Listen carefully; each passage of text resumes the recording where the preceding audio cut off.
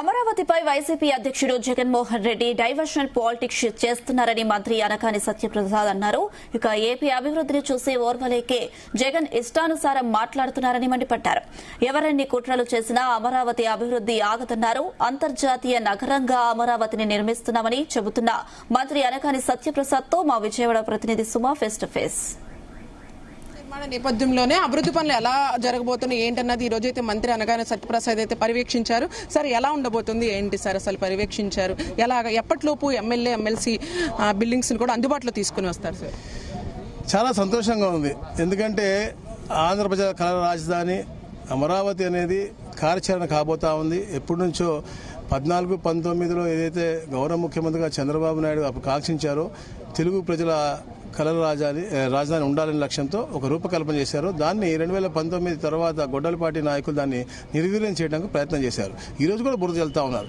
2019 ముందు అసెంబ్లీలో ఎస్ రాజధానిగా అమరావతి ఉండాలి, పక్కనే అన్ని సౌకర్యాలు ఉన్నాయి, నది ఉంది, సెంట్రిక్ గా ఉందని చెప్పినటువంటి గొడ్డలపాటి నాయకుడు మాట మార్చి ఈ ప్రాంతంలో అంతా కూడా శ్మశానాలు ఉంటాయి, దెయ్యాలు తిరుగుతాయి, లేదా ఇంకా మహిళలను కూడా కించపరిచే విధంగా మాట్లాడి దాని తర్వాత 3 రాజధానులు చెప్పాడు. ఈ రోజున మళ్ళా మ్యావిగాన్ అంటాడు, మళ్ళీ విజయవాడ అంటాడు. అట్లా నిలకడలేనటువంటి వ్యక్తి. కానీ ఏదైతే చిత్తశుద్ధితో ఆ రోజు చంద్రబాబు నాయుడు గారు చెప్పారు, ఏదైతే 24 ప్రభుత్వం వచ్చిన తర్వాత కమిటీలు వేసి ఐఐటిఎన్స్ పెట్టి అందరు కూడా ఇది స్ట్రెంత్ తీసుకుని ఇది గ్రాఫిక్స్ కాదురా బాబు ఇవన్నీ నిరూపించి ఇవన్నీ అద్భుతంగా కట్టి ఈ రోజు మనం ఈ 13వ తారీఖు ఎమ్మెల్యే ఎమ్మెల్సీ క్వార్టర్స్ అన్ని కూడా మనం ఇచ్చేయబోతున్నాం. So it going in positive way. With in 2 months ప్రతి ఒక్క క్వార్టర్ కూడా అందరు కూడా ఇస్తాం. ఒక ఎకో సిస్టమ్ డెవలప్ అవుతుంది. ఓపెన్ ఛాలెంజ్ చేస్తున్నారు సార్ జగన్మోహన్ రెడ్డి, మళ్ళీ అధికారంలోకి వస్తాను మావిగన్ నినాదంతో వస్తున్నారు అన్నట్టు కూడా అతనైతే చెప్పడం అయితే జరుగుతుంది. దాని మీద అసలు ప్రతిపక్ష హోదా కూడా రానటువంటి వ్యక్తి 151 నుంచి 11 ఎందుకు పడిపోయాడు ముందు దాని మీద ఆయన స్టడీ చేసుకుంటే దాని తర్వాత వేరే చెప్పొచ్చు. ఆయనకి నిలకడలేని వ్యక్తి చెప్తే ప్రతి ప్రాంతాల మీద కూడా చిచ్చులు